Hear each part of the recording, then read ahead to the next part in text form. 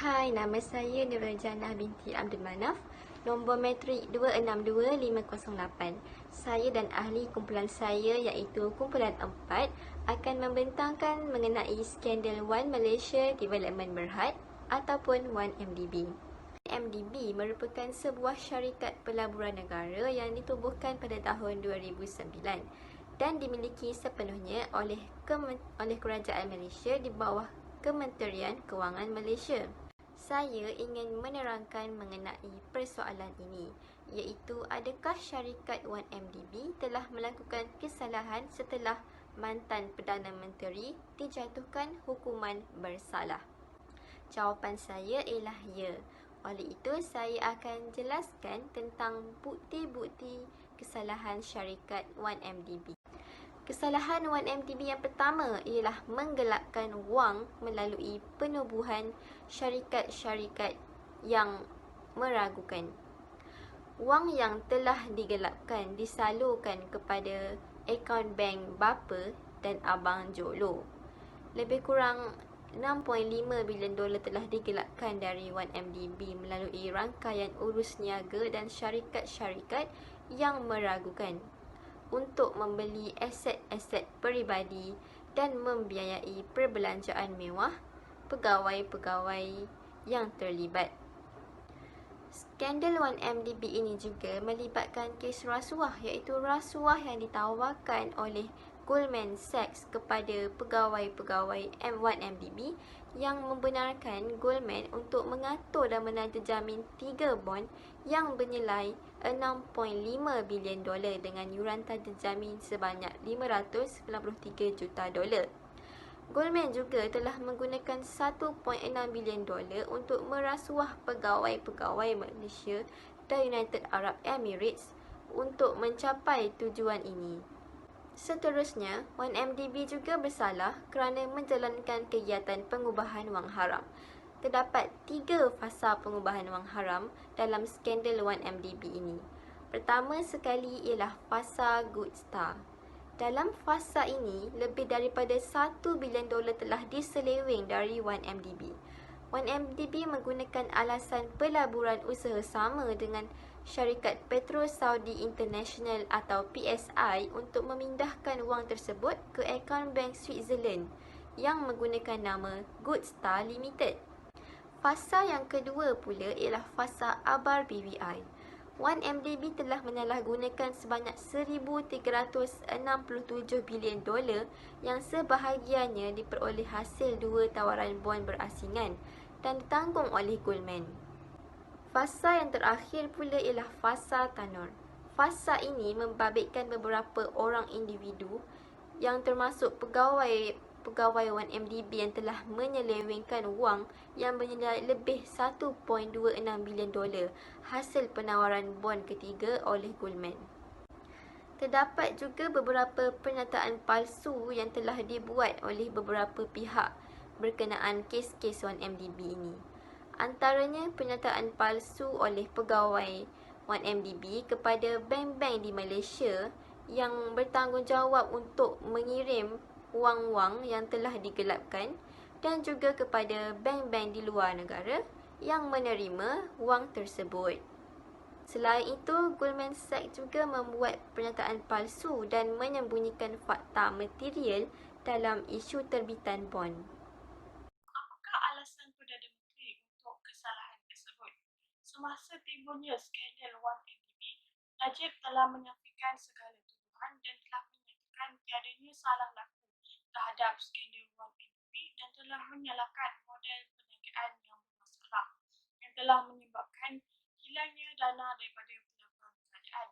Selain itu juga semasa ditemubual, Najib juga telah menafikan tidak bersalah dan telah mengakui kesilapan itu dibuat. Selain itu, semasa timbulnya skandal 1MDB adalah pada pemilihan semula semasa pilihan raya dan Mahathir sering menggunakan isu ini dan telah menyatakan bahawa gabungan kerajaan Najib adalah rasuah. Dan secara konsistennya, Najib telah menyatakan bahawa dia tidak bersalah dan telah mengecat dirinya sebagai mangsa sebuah kerajaan yang fiktif, iaitu berdendam. Selain itu, Semasa skandal 1MDB telah timbul, terdapat wang yang telah dimasukkan ke dalam akaun peribadinya, tetapi Najib telah menafikan segala tuduhan dan telah menyatakan bahawa wang itu telah didemukan oleh Bank Arab Saudi, tetapi beliau telah mengembalikan semula wang tersebut. Okey, apakah justifikasi beliau boleh diterima?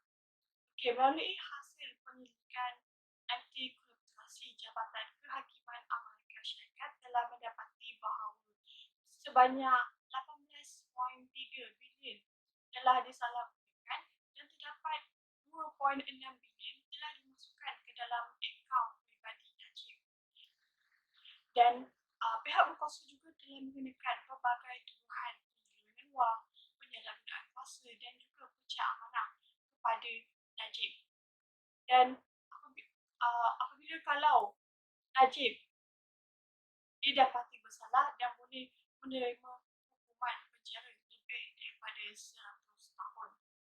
Selain itu juga, pihak Panduan Raya juga mendakwa bahawa Perdana Menteri menggunakan kuasa dan juga kedudukannya untuk memindahkan wang tersebut ke dalam akaun pribadi Najib.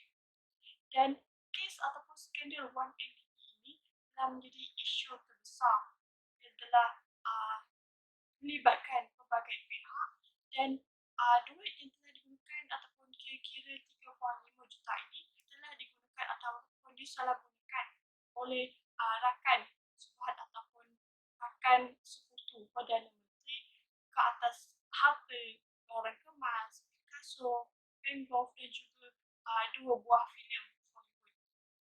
Dan kes ini telah menjejaskan penubuhan politik Malaysia, terutamanya parti politik UMNO. Parti politik UMNO telah jatuh selepas mentadbir 61 tahun di Malaysia. Bekas Perdana Menteri Najib telah didapati bersalah oleh Mahkamah Tinggi Kuala Lumpur. Bagaimanapun, bekas Perdana Menteri Najib telah didapati bersalah oleh Mahkamah Tinggi Kuala Lumpur dengan atas tuduhan menyeleweng dana sebanyak 42 juta dana SRC International Sedarian Berhad. Dan Hakim Muhammad Nazri Muhammad Ghazali juga apabila telah menimbang pelbagai bukti dan telah berpuas hati bahawa pihak pembelaan gagal untuk membela dan telah menyatakan bahawa kes ini melampaui keraguan nasabah. Akhirnya, Najib telah didapati bersalah atas tuduhan penyelewengan wang, penyalahgunaan kuasa dan juga pecah amanah. Dan bekas Perdana Menteri Najib telah dijatuhi hukuman 12 tahun penjara dan juga denda sebanyak 210 juta.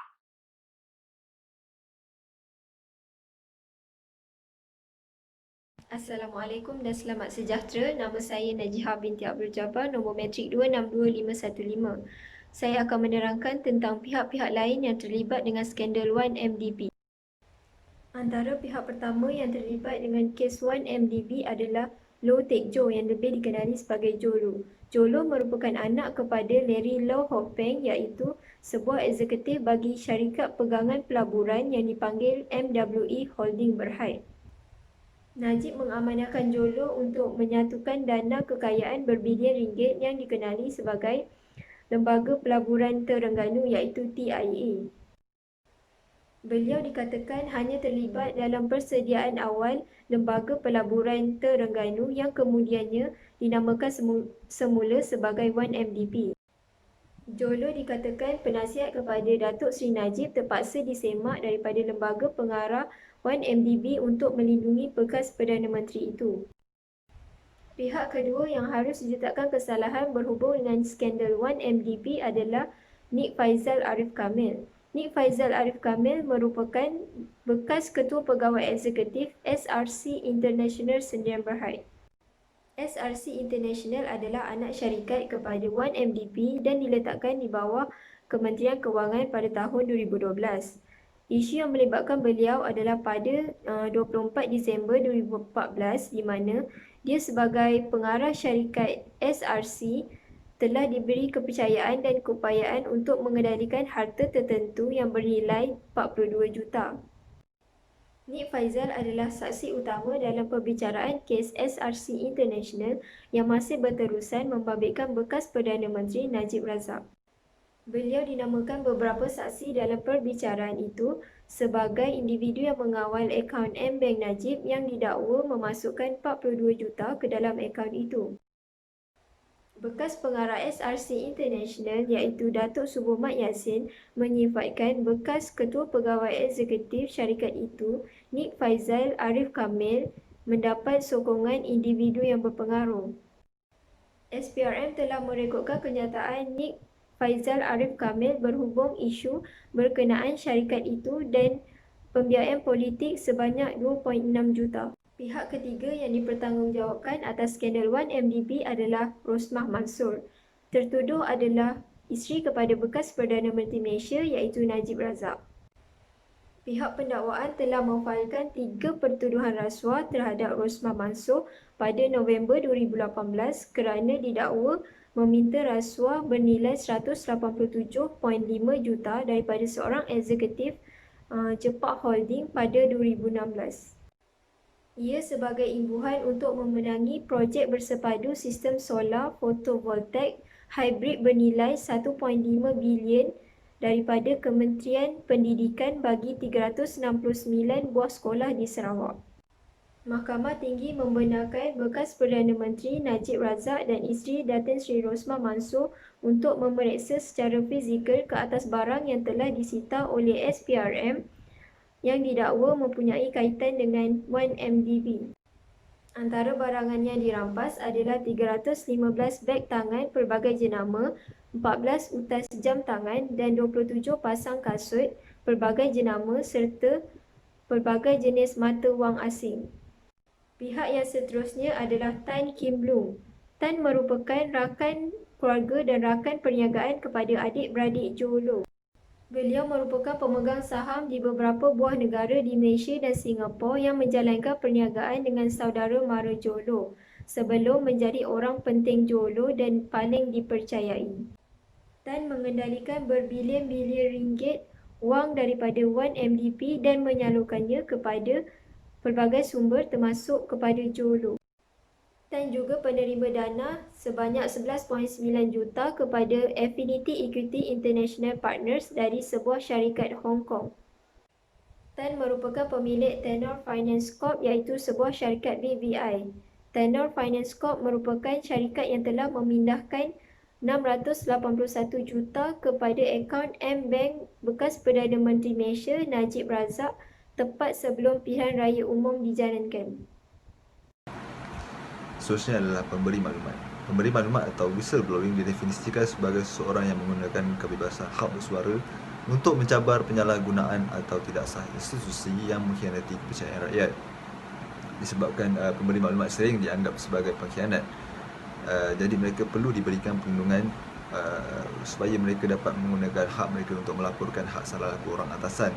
Jadi pemberi maklumat perlu dilindungi. Sebagai contoh, kebanyakan negara sepertinya Amerika Syarikat yang menubuhkan Pusat Pemberi Maklumat Nasional 1988 di bawah Akta Perlindungan Pemberi Maklumat Nasional. Jadi Malaysia juga harus mencontohi Amerika Syarikat supaya mengelakkan kes seperti dalam skandal 1MDB berlaku lagi. Yang seterusnya adalah persoalannya di sini, soalannya di sini, siapakah yang jadi pemberi maklumat kepada skandal 1MDB tersebut? Menurut Azlin Aspalela dan Nurli, pemberi maklumat yang mendedahkan maklumat berkaitan kes 1MDB adalah Muhammad Rafizi Ramli. Rafizi telah mendedahkan banyak maklumat sulit kerajaan secara terus kepada pihak media. Maksudnya Rafizi di sini terus ke pihak media untuk melaporkan bahawa terdapat salah laku dalam pihak kerajaan. Rafizi mendedahkan halaman 98 yang menyatakan bahawa terdapat hubungan di antara Lembaga Tabung Angkatan Tentera dengan 1MDB di mana ada pesara yang mendakwa mereka tidak mendapat wang saraan sejak 2014. Disebabkan tindakan Rafizi yang mendedahkan skandal tersebut, beliau dijatuhkan hukuman penjara selama 18 bulan oleh Mahkamah Seksyen kerana melanggar Seksyen 81C iaitu Akta Rahsia Rasmi ataupun OSA. Jadi adakah undang-undang di negara kita memberikan perlindungan yang secukupnya kepada pemberi maklumat tersebut? Kami berpendapat bahawa Undang-Undang Malaysia tidak memberi perlindungan yang secukupnya kepada pemberi maklumat dalam kes 1MDB ini. Seperti anda semua ketahui, pada tahun 2010 terdapat Akta Perlindungan Pemberi Maklumat WPA memberikan perlindungan kepada pemberi maklumat yang tampil ke hadapan secara sukarela. Namun begitu, menurut Malaysia kini, WPA tidak membawa apa-apa erti kerana terdapat 3 pertukat utama yang menyimpang daripada matlamat asal pembubalannya. Yang pertama adalah Seksyen 61 yang menyatakan bahawa pendedahan yang dilakukan tidak akan dilindungi oleh mana-mana undang sekiranya pendedahan tersebut dilarang di mana-mana undang bertulis yang sedia ada.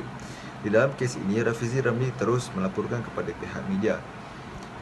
Disebabkan itu, beliau telah melanggar Akta Rahsia Rasmi OSA yang menyebabkan beliau tidak akan dilindungi oleh WPA. Yang seterusnya, yang kedua adalah Seksyen 11D yang menyatakan bahawa perlindungan yang diberikan kepada pemberi maklumat akan terbatal sekiranya pendedahan tersebut mendedahkan kelemahan polisi kerajaan. Disebabkan 1MDB ini berada di bawah polisi kerajaan, tindakan Rafizi Ramli yang mendedahkan skandal dalam kes tersebut menyebabkan beliau tidak dilindungi oleh WPA.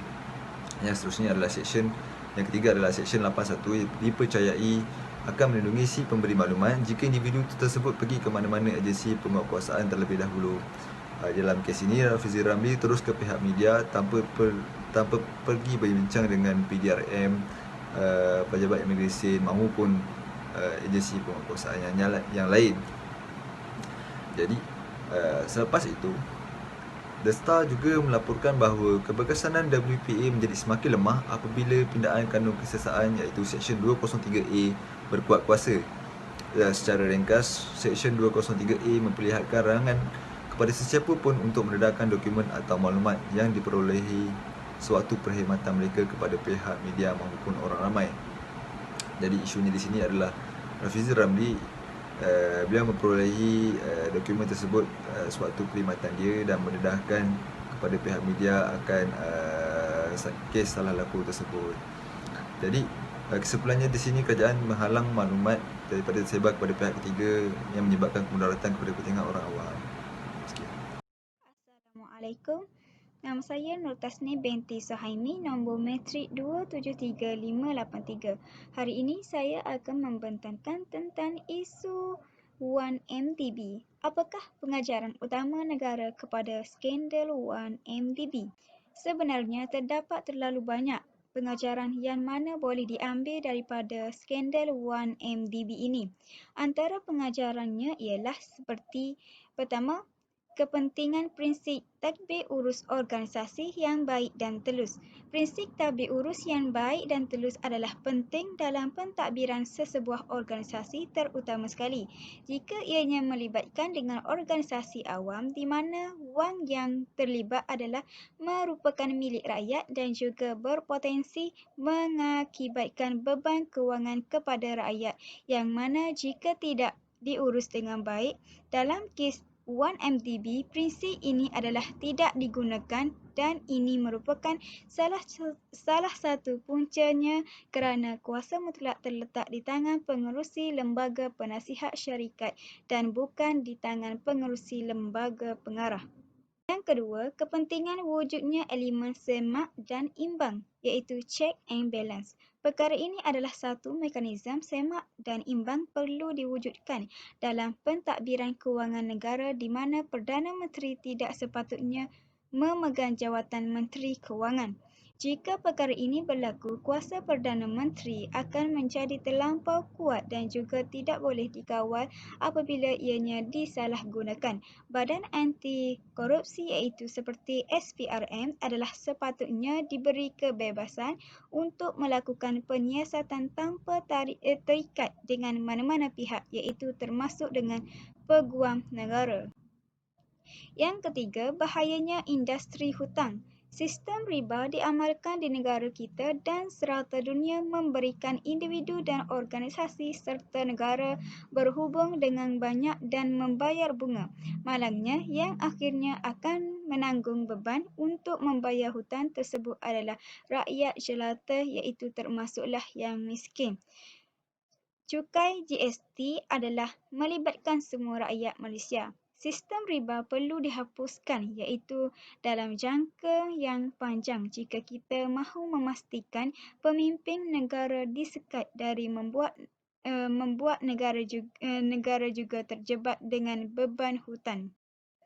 Yang keempat, kepentingan melantik pemimpin yang amanah. Sangat penting bagi rakyat untuk memilih pemimpin yang bebas dari amalan korupsi.